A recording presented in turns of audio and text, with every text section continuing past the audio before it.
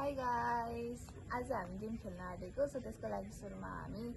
rock paper Caesar गरेर कलेजमा भन्छ त्यो गर्ने ल 1 2 3 रक पेपर एकछिन बस्दैन रक पेपर सिजर ए भएन मैले गरेकै छैन यस्तो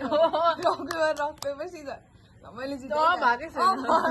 भयो अझै मैले तँलाई भनेको छुइनँ कि तर तँलाई कि यस्तो यो आइब्रोज यहाँदेखि लिएर यस्तो गरेको साह्रै साउन्ड मैले तँलाई भनेको छुइनँ कि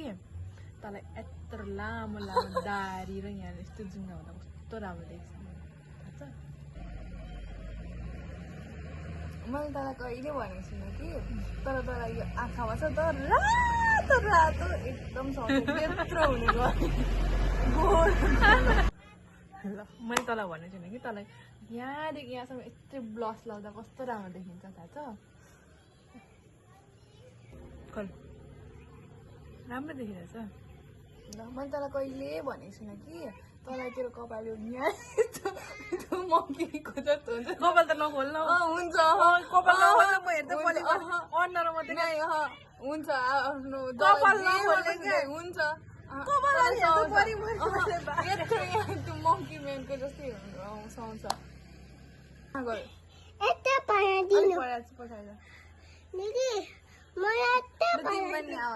एकछिन तँलाई ओभर लाइन गरेको लिपस्टिक गर्दा कस्तो सुहाउँछ थाहा छ मैले तँलाई कहिले भनेको छुइनँ कि तर यता हेर्दा तँलाई यस्तो क्या यहाँको यो बोके यो के भन्छ यताको यो यत्रो यहाँसम्म क्या यहाँदेखि यस्तो खालको दारीले एकदम सुहाउँछ यहाँ चाहिँ सानो मस्ट्याच उठ त बेबी लुगा आँखा गयो तँलाई भन्छ नि तँलाई यहाँनिर कुमारीको जस्तो यस्तो रातो लाउँछ नि त्यस्तो भने यहाँनिर नागिनको साइडमा ओपन योर आइज मैले तँलाई कहिले भनेको थिइनँ कि तँलाई क्या माई सिस्टर इज गड भनेर लेखेको दामी सुहाउँछ माई सिस्टर इज